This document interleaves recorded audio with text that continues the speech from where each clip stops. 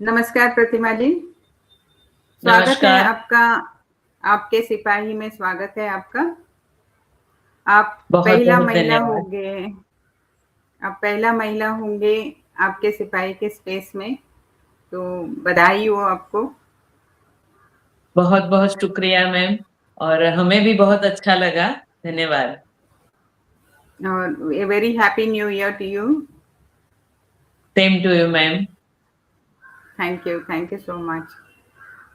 प्रतिमा जी, आप ये पार्टी से जुड़ने के पहले भी आप अरविंद केजरीवाल जी से मुलाकात हुई थी, तो आप थोड़ा-सा हमको उसके बारे में क्या आप महसूस किए?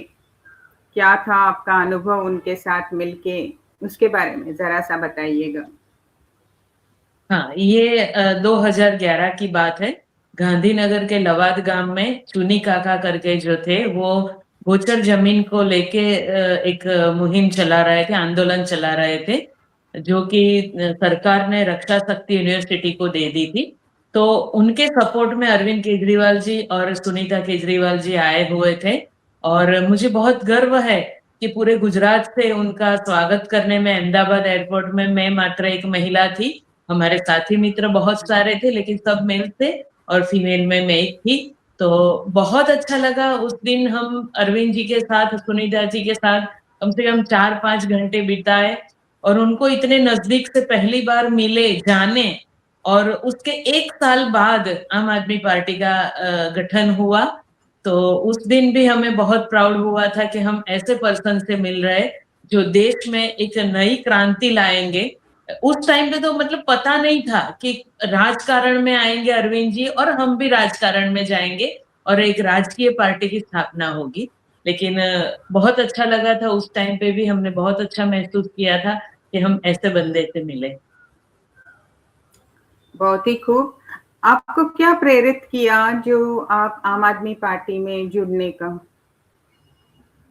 देखिए मैम, मेरा बचपन से मतलब मैं समझदार हुई। जो हर बच्चा 10-11 साल में काफी समझदारी आ जाती है, तब से मेरे अंदर एक अलग ही भावना थी देशभक्ति की। हर एक में होती है, लेकिन कुछ अलग ही मैं महसूस करती थी।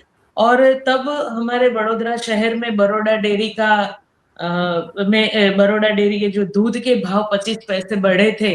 और तब मैं मतलब 10-11 साल की थी, और उस मूवमेंट में मैंने विरोध में हिस्सा लिया था।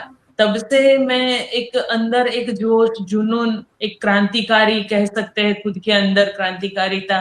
तो वो सब महसूस कर रहे थे। लेकिन पढ़ाई लिखाई, सामाजिक जिम्मेदारी, शादी हो गई, उसके बाद में वो जो था वो मेरा बाहर नहीं निकाल पाई थी, और नहीं मैं मेरे देश के लिए कुछ कर पाई थी। इन बिटवीन 2011 में इंडिया अगेंस्ट करप्शन का जो एक आंदोलन चला, अन्ना जी ने बीड़ा उठाया, आंदोलन किया, और साथ में जुड़े अरविंद केजरीवाल जी। और फिर मैं उसी मुहिम से, उसी आंदोलन से जुड़ी। और फिर अरविंद जी ने जब ये तय किया कि हम राजकारण में जाएंगे, एक पार्टी बनाएंगे, और फिर उसी पार्टी से मैं जुड़ी कि ये बहुत अच्छा प्लेटफॉर्म मिला। जो मैं मुझे बचपन से एक मेरा सपना था कि एक ईमानदार, लेकिन हाँ, बहुत दूसरे भी प्लेटफॉर्म थे, लेकिन जो मैं समझती थी कि नहीं, ये सब मेरे काम के नहीं है। क्योंकि कुछ समझदारी के बाद मैं देखती थी कि हर जगह करप्शन है, हर जगह बस अपना खुद का करना, सोचना। लेकिन अरविंद जी की एक सोच, आम आदमी पार्टी का गठन, आम आदमी पार्टी की विचारधारा, वो मुझे बहुत प्रेरित की। और फिर मैंने तय किया कि मैं आंदोलन से तो चलो निकल चुके हैं, लेकिन पार्टी से भी मैं जुड़ी, और मुझे बहुत अच्छा लगा। ओके। तो आपको बचपन से ही वो क्रांतिकारी का खून आप में दौड़ रहा है, तो अच्छा हुआ बिल्कुल। आप आम आदमी पार्टी में जुड़े। आपने कई सारे चुनावों में और अभियानों में भाग लिए हैं, तो आपके लिए सबसे चुनौतीपूर्ण कौन-सी थी? मैम, जैसे कि मैं बताऊं कि 2020 में मुझे पार्टी ने बोला कि आप वडोदरा शहर संभालिए, प्रमुख की जवाबदारी, पद मुझे देने के लिए जब मुझे बात किया, मैं बिल्कुल भी तैयार नहीं थी। मैं एक कार्यकर्ता, एक क्रांतिकारी, एक आम आदमी पार्टी की सैनिक, आम आदमी पार्टी की सिपाही के तौर पे काम कर रही थी। लेकिन एक जवाबदारी जो मुझे पार्टी ने बोला कि आपको लेनी है, तब मैं बहुत थोड़ी घबरा भी गई थी कि मुझे ये सब नहीं आएगा। मैं काम कर सकती हूँ एक कार्यकर्ता के तौर पे, लेकिन कोई एक और वो भी इतना बड़ा पद लेके काम करना, तो तब मैं थोड़ी हिल चुकी थी। लेकिन हाँ, हमारे सीनियर नेता प्रदेश के उन्होंने मुझे बहुत हौसला दिया और बोले नहीं आप में के अंदर ये हमने देखा है, शायद आपको नहीं पता लेकिन हमने देखा है, आप ये कर सकती है। और ये मैंने पद संभाला और फिर मैंने 3 साल तक वडोदरा को संभाला और मैंने काम किया और बहुत अच्छा लगा कि मैं कुछ भी नहीं जानते हुए शून्य से सर्जन किया। जी, आप विरोध प्रदर्शनों में के दौरान हिरासत में भी थे और नजरबंदी का सामना भी कई बार करना पड़ा। तो स्पेशली जब बीजेपी लीडर्स आते थे तो आपको हाउस अरेस्ट किया जाता था। इसके बारे में जरा बताइए। वडोदरा शहर का कोई पुलिस थाना नहीं होगा जहाँ पे हमको धरपकड़ हमारी की नहीं गई हो, अरेस्ट नहीं किया गया हो। तो आंदोलन हो या आवेदन देना हो, कोई मुद्दे का विरोध करना हो, तो हमें पुलिस घसीट घसीट के वडोदरा शहर से 5, 10, 15 किलोमीटर दूर वडोदरा शहर के पुलिस हेडक्वार्टर्स में रखती थी। जैसे पीएम है, सीएम है, गृह मंत्री है, वो वडोदरा शहर में आते, चाहे वो 1 दिन रुकते, 2 दिन, 3 दिन, तो मेरे घर पुलिस आ जाती और मुझे नजर कैद रखते घर में ही। 3 बजे, 4 बजे भी अर्ली मॉर्निंग, 2, 2:30 बजे भी पुलिस आई है। दरवाजा खटखटाया है, बहन उठ के बोल रही थी कि बहन सो रही है, तो बोले नहीं उनको बाहर बुलाइए और हमें उनको देखना है। मैं बाहर आके तसल्ली देगी कि मैं घर में ही हूँ और आप फिक्र मत करो।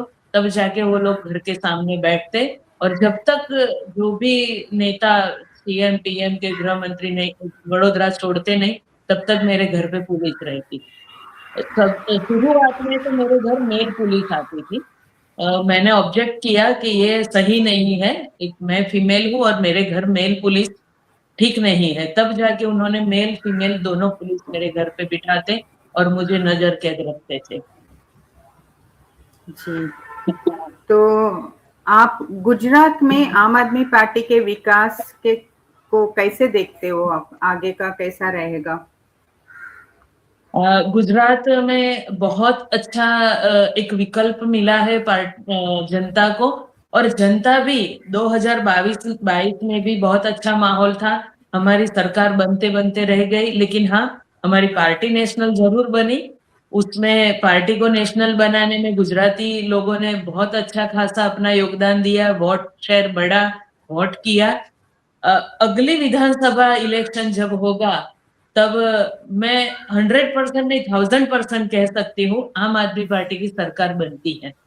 क्योंकि जो उस टाइम पे हमारे वोटर्स थे वो वोटर्स तो एज इट इज है ही, लेकिन अभी के जो माहौल है, अभी जो दिक्कतें हैं गुजरात की जनता को, क्योंकि गुजरात में 30 साल से लगातार भाजपा की सरकार रही है, लेकिन सुविधा के नाम पे बहुत कुछ कमी है, बहुत कुछ मतलब 90% कमी है और भ्रष्टाचार तो 1000 से ऊपर है, 1000% से भी ऊपर भ्रष्टाचार है। तो जनता अब समझ चुकी है, जान चुकी है सही क्या है, गलत क्या है और शायद जनता जानती भी थी कुछ साल पहले, लेकिन उनके पास एक मजबूत विकल्प नहीं था। तो आम आदमी पार्टी एक मजबूत विकल्प मिला है गुजरात की जनता को। तो मैं आशा भी रखती हूँ और मुझे पता भी है कि डेफिनेटली 2027 में गुजरात में नई सरकार बनेगी, आम आदमी पार्टी की सरकार बनेगी। बहुत ही अच्छा लग रहा है ये सुनकर कि आम आदमी पार्टी की सरकार गुजरात में भी आने वाली है और एडवांस में आपको कांग्रेचुलेशंस और गुजरात वासियों को थैंक यू बहुत सो बहुत मच, थैंक धन्यवाद। यू। गुजरात वोटर्स को बहुत बहुत धन्यवाद देना चाहती हूँ जो उनके वजह से हमारी पार्टी नेशनल पार्टी बनी।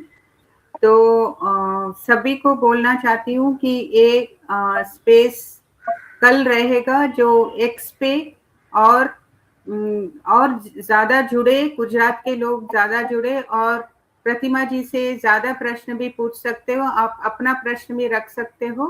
तो कल 9:30 बजे आप सब जुड़ सकते हो एक्स पे, ट्विटर पे। थैंक यू, बहुत बहुत थैंक यू, धन्यवाद। शुक्रिया। आपका भी बहुत बहुत धन्यवाद मैम।